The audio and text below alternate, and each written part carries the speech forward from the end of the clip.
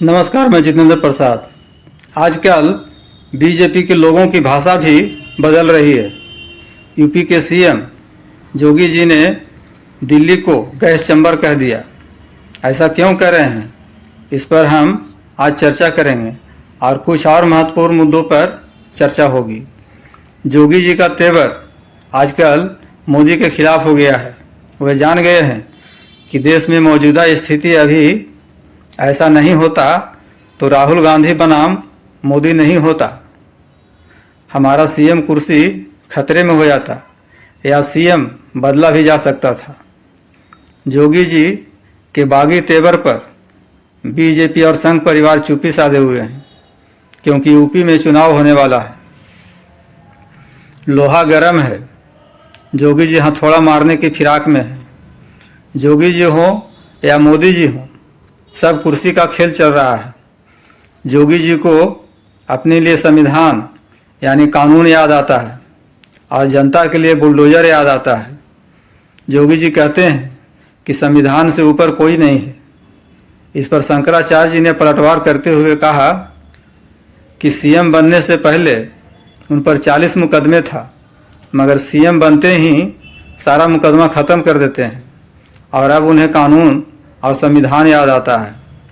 कानून सबके लिए बराबर होता है, तब होता है जब यूपी में बुलडोजर नहीं चलता।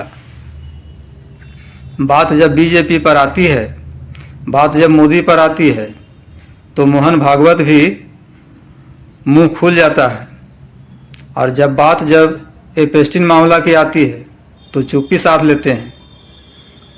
मोहन भागवत जी का दोहरा चरित्र, इस तरह का नौटंकी कब तक करते रहेंगे? भाजपा को सत्ता में लाकर हिंदुओं ने बहुत बड़ी गलती कर दिया है।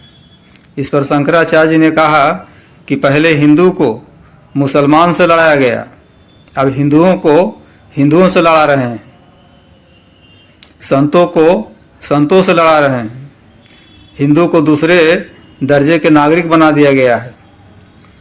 जो वंदे मातरम गाएगा वही देशभक्त कहलाएगा। सरकार ने नियम बनाकर कानून बनाया है कि हर सरकारी कार्यक्रम में, हर स्कूल में वंदे मातरम गाना होगा। भाजपा और संघ ने ऐसा ही कानून बनाएंगे। देश में बढ़ते भ्रष्टाचार, महंगाई पर चर्चा कब होगी? भूखे भजन नहीं होता गोपाला वाला कहावत चरितार्थ हो जाता है।